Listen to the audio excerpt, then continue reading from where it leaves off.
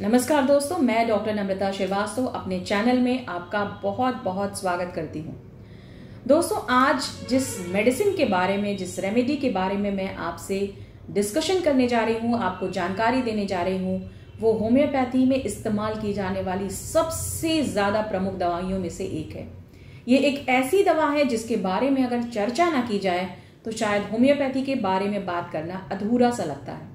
लगभग सभी लोगों ने इसका नाम तो जरूर सुना होगा, भले इस्तेमाल किया हो चाहे ना किया हो। जी हाँ, मैं बात कर रही हूँ थूजा ऑक्सीडेंटालिस के बारे में।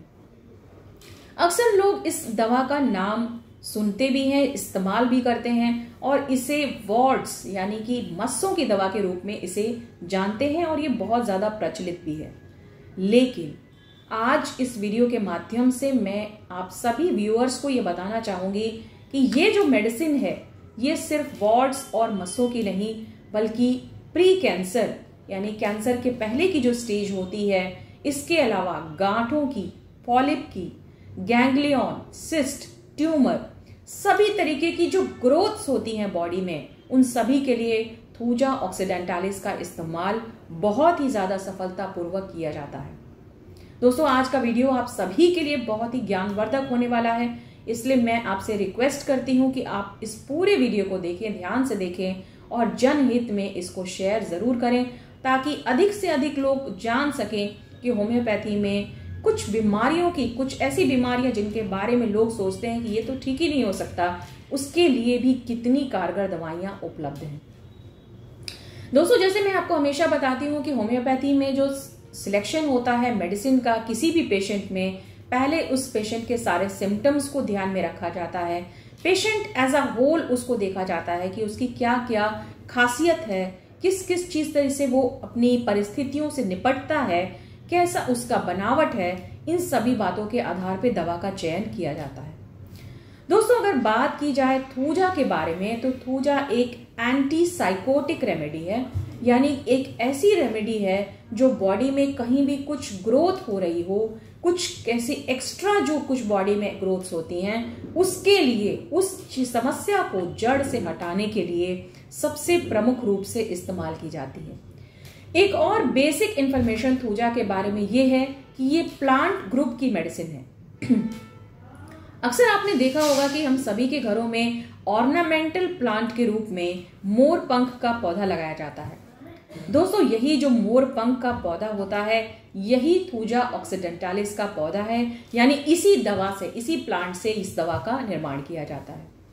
दोस्तों, जैसे ये प्लांट देखने में इतना ब्यूटीफुल होता है, इतना सुंदर होता है, उसी तरह से जब ये बॉडी पर अपना काम करना शुरू करता है तो ये सिर से लेकर पैर तक की सभी बीमारियों को, अगर कोई बीमारी है तो उसको जड़ से मिटाने का काम करता है। तो चलिए मैं आपको बता देती हूँ कि सिर से लेकर पैर तक की कौन कौन से ऐसे प्रमुख लक्षण हैं जिनके आधार पर थूजा ऑक्सीडेंटालिस का चयन किया जाता है। दोस्तों, जो थूजा का पेशेंट होता है उसको पसीना बहुत होता है, यानी कि जो हेल्दी फ्लैबी लोग हैं, जो बनावट से थोड़े ओबेज हैं, यानी जिनका वजन थोड़ा ज्यादा है, उन लोगों को थूजा की जो दवा है बहुत सूट करती है। खास तौर से जो लोग थोड़े डार्क कॉम्प्लेक्शन के हैं, डार्क हेयर यानी कि उनके बालों का रंग काफी काला होता है, उन लोगों के लिए भी थूजा काफी फायदेमंद होती है। थूजा की खासियत ये होती है कि उनकी बॉडी पर पसीना बहुत होता है, खास तौर से जो पार्ट्स खुले रहते हैं, जो पार्ट्स कपड़ों से ढके नहीं रहते हैं, वहां पर पसीना बहुत होता है। रात में बहुत ज्यादा पसीना होता है और जैसे ही वो उठ के बैठ जाते हैं उनका पसीना आना बंद हो जाता है। इसके अलावा वर्टिगो यानी चक्कर की ये बहुत अच्छी दवा है। अगर आंख बंद करने पर चक्कर आता हो तो वहां पर भी थूजा मेडिसिन को दिया जाता है काफी सफलतापूर्वक। कुछ लोगों को चाय पीने पर हेडेक होता है, यानी अगर वो चाय का सेवन करते हैं तो उनको सिर दर्द चालू हो जाता है। कई बार माइग्रेन के केसेस में ऐसा देखने को मिलता है कि उनको समस्या चली आ रही है सिर दर्द की और वो कुछ चाय पी लेते हैं तो उनकी समस्या और बढ़ जाती है। ऐसे केसेस में थूजा को दिया जाता है। इसके अलावा डैंड्रफ की बहुत अच्छी दवा है। जिन लोगों को डैंड्रफ की समस्या रहती है, कभी डैंड्रफ खत्म ही नहीं होती है और खासतौर से उनका कॉन्स्टिट्यूशन थोड़ा हेल्दी है, उन लोगों को थूजा बहुत अच्छा काम करती है। अब बात कर लेते हैं आंखों की। कई बार आपने देखा होगा कि आंखों पर छोटी छोटी फुंसियां टाइप की हो जाती हैं, छोटी छोटी गिल्टियां टाइप की हो जाती हैं। पहले कोई वहां पे कोई छोटा सा दाना हुआ, मसा हुआ, और उसके बाद वो एकदम हार्ड हो जाता है। इसे मेडिकल लैंग्वेज में कैलेजियन कहा जाता है। और इन कैलेजियन का जो हार्ड यहाँ पे टार्सल जो गांठें बन जाती हैं, ट्यूमर बन जाते हैं छोटे छोटे, और वो खत्म होने का नाम ही नहीं लेते हैं, उन केसेस में भी थूजा का इस्तेमाल किया जाता है। नेजल पॉलिप यानी नाक में अगर मांस बढ़ जाए, साथ ही साथ अगर पुराना साइनोसाइटिस हो, हमेशा सर्दी जुकाम की समस्या बनी रहती हो, सर्दी कम होने का नाम ही ना लेती हो, तो वहां पर भी कॉन्स्टिट्यूशनल मेडिसिन के रूप में थूजा का इस्तेमाल किया जाता है। जिन लोगों को कान में मस्सा हो जाता है, जिसे पॉलिप कहा जाता है, इस कान के मस्से को जो इजीली ब्लीड कर जाता है, जिसमें से ब्लड आने लगता है, और कान में ओटाइटिस हो जाता है, यानी कि बहुत लंबे समय से कान बहने की समस्या होती है, उस केस में भी थूजा का इस्तेमाल किया जाता है।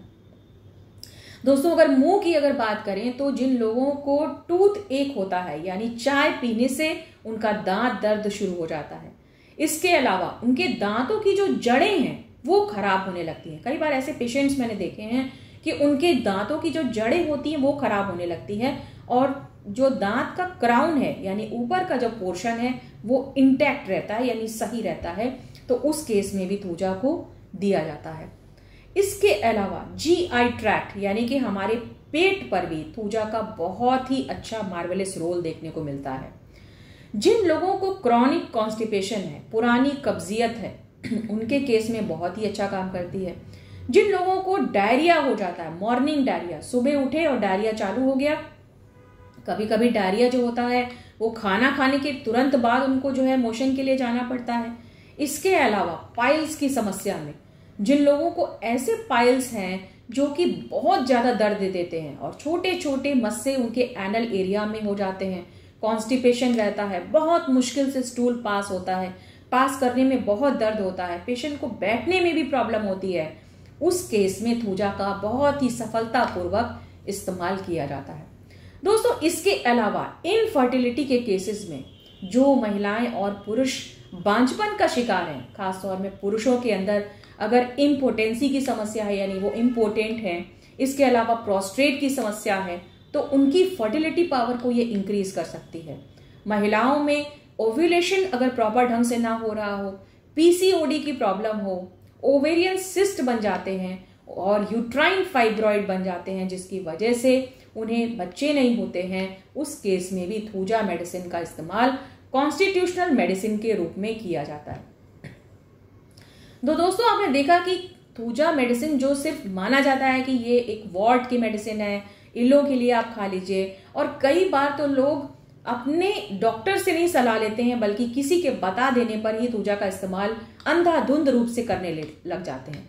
लेकिन आज आप इस वीडियो के माध्यम से ये जान पाए होंगे कि कितनी अच्छी मेडिसिन है ये, कॉन्स्टिट्यूशनल मेडिसिन है, जो क्रॉनिक कंप्लेंट्स हैं, जो समस्याएं बहुत लंबे समय से चली आ रही हैं, उनकी जड़ तक पहुंचकर ये उसको रिमूव करने का काम करती है। दोस्तों, अब बात कर लेते हैं इसकी पोटेंसी, यूज और रेपुटेशन के बारे में। मैंने जैसे अभी आपको बताया कि लोग अक्सर इसका बिना जानकारी के और बिना सही तरीके से इसका इस्तेमाल करते हैं। कई बार ऐसा होता है कि हमारे पास कोई केस आता है और हमें लग रहा है कि ये थूजा का पेशेंट है, लेकिन बातों बातों में पता चलता है कि इन्होंने पहले से ही बहुत ज्यादा मात्रा में थूजा पहले से सेवन कर चुके हैं, यानी बहुत ज्यादा मात्रा में खा चुके हैं।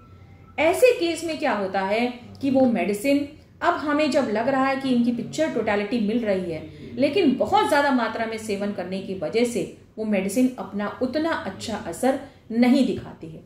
इसलिए ये जरूरी है कि चाहे समस्या आपकी छोटी हो चाहे बड़ी हो, आप एक बार सही डॉक्टर से, क्वालिफाइड डॉक्टर से उसको जरूर एक बार प्रिस्क्रिप्शन प्रॉपर तरीके से लीजिए, ताकि उसका बेस्ट पॉसिबल आपको फायदा मिल सके। अक्सर आप इसका उदाहरण आप देखिए, कई बार ऐसे भी लोग होते हैं जो बहुत ज्यादा मात्रा में पेन किलर्स खा चुके होते हैं। एक समय ऐसा आता है, बहुत ज्यादा मात्रा में दवाइयां खा चुके होते हैं, एंटीबायोटिक्स खा चुके होते हैं। एक समय ऐसा आता है जब वो दवाई काम करना बंद कर देती है। सिमिलरली, अगर थूजा मेडिसिन को अगर बहुत ज्यादा मात्रा में अंधाधुंध किसी के कहने पर आप प्रयोग कर लेते हैं तो उस दवा का सही आपको रिस्पॉन्स नहीं मिल पाता है। इसलिए यह आवश्यक है कि आप अपने से इसका सेवन ना करें, आप अपने चिकित्सक से सलाह लीजिए कि किस तरीके से इस दवा का सबसे ज्यादा फायदा हमको मिल सकता है। मोस्टली 30, 200 और 1 पोटेंसी में इस दवा का इस्तेमाल किया जाता है, डिपेंडिंग अपॉन द केस। कैसा केस है, कैसी प्रॉब्लम है और किस तरीके की क्रॉनिसिटी है, यानी किस तरीके का वो लंबे समय से चला आ रहा है, उसको कितने दिन पर रिपीट करना है, इसको हम लोग केस के अकॉर्डिंग चयन करते हैं। याद रखिए दोस्तों, थूजा मेडिसिन का बहुत जल्दी रेपिटेशन यानी बहुत जल्दी इस्तेमाल नहीं करना चाहिए। इसको समय समय सर केस के अकॉर्डिंग यानी उस पर्टिकुलर केस के हिसाब से ही रिपीट किया जाता है। इसके अलावा थूजा मदर टिंचर एक होता है थूजा क्यू में, जिसको कि मस्सों पर लगाने के लिए प्रयोग किया जाता है। इसको भी याद रखिए दोस्तों, लिमिटेड क्वांटिटी में लगाइए, कम मात्रा में लगाइए तो आपको मैक्सिमम रिजल्ट्स मिल सकते हैं। तो दोस्तों, आज की जानकारी रही थूजा के बारे में, और ये होम्योपैथिक मेडिसिन के वर्ल्ड में यानी होम्योपैथिक जो मेटेरिया मेडिका है उसको किंग ऑफ एंटीसाइकोटिक रेमेडी कहा जाता है, यानी कि बहुत इंपॉर्टेंट दवा है, कई सारे रोगों में काम आती है। और मुझे पूरी उम्मीद है कि आपको इस मेडिसिन के बारे में जानकर बहुत ही जानकारी मिली होगी, ज्ञानवर्धन हुआ होगा कि कितनी अच्छी दवाइयां होम्योपैथी में मौजूद हैं जिनसे कई सारी समस्याओं को जड़ से मिटाया जा सकता है। तो अगर आपको आज का वीडियो अच्छा लगा हो तो इसको लाइक जरूर कीजिएगा और जनहित में इसको शेयर कीजिएगा, ताकि इसी तरीके के और अच्छे वीडियोस बनाने का मोटिवेशन मुझे मिल सके। आज के लिए बस इतना ही। अपना बहुत ख्याल रखिएगा। धन्यवाद। नमस्कार।